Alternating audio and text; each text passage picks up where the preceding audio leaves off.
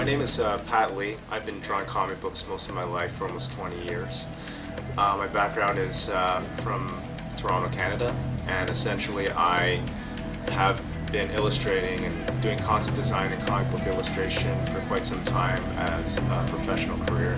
It's pretty exciting to talk about how the creation of a concept design or a character in a story or in a comic book or in a video game gets made.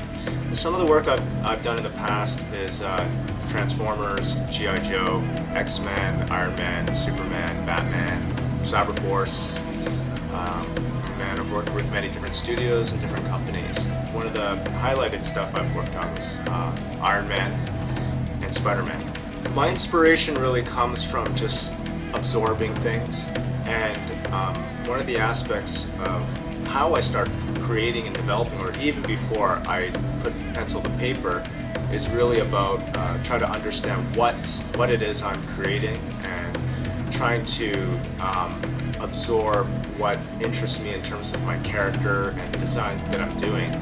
So a lot of the research is done first before I actually delve into the illustration. Primarily what I usually focus on is, if it's a character, you know, where does this character come from? What is a person's personality?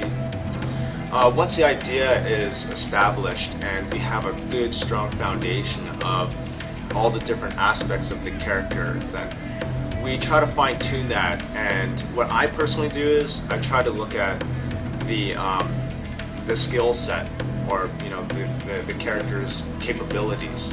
And especially if I'm creating, like, for instance, a samurai or a ninja or something, before you actually delve into the sketching phase. And I'm usually, when I think very loosely. I don't think too much of detail. I think more general in terms of shape, size, age, you know, the background of the character and why I'm actually creating this character. So in essence, if it's a futuristic ninja or an assassin, then we want to really concentrate on his build. Usually an assassin would, you know, is thin built but extremely tight in his muscle structure. I would make his forearms really big just because he's always like swinging that sword or whatever. And also he's very agile, so he's got to be extremely fast. So his legs got to be really pretty thin and muscular.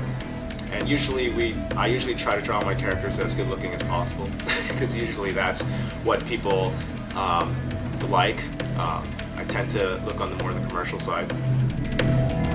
When I start sketching a character, it's essentially I start off with a scrap piece of paper. I usually work on 11x17 board or 11x17 illustration. The wider the better for me, just because I'm constantly just etching and drawing and putting all my notes down on paper, and I'm spreading that through the 11x17. I'll work with very typical pencil, mechanical pencil, or a blue pencil.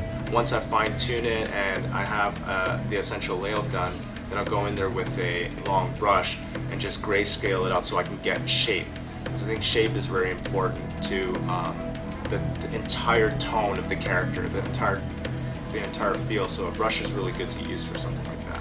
And if I've gotten the character to a point where I like it, we'll just use Photoshop or something, or you know, Painter, and we'll start really bringing out the colors and trying to use the digital medium to overlap on top of the marker rendering to give it kind of a unique look and to fill in all the details and gaps.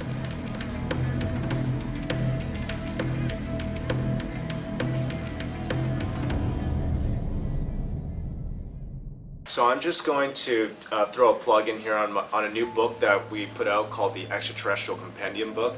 And essentially the book is out now on Barnes & Noble's, iBook, and Amazon.com. And it was a really fun book because there's a lot of conceptual design that was put into this based on aliens that who knows exists, but it's based on a lot of research. So it was a really exciting, you know, book to work on. Some of the images were very intriguing, and a lot of the aliens were very detailed. Like, for instance, the Zeta Gray Reticuli, which come from the star system of Orion.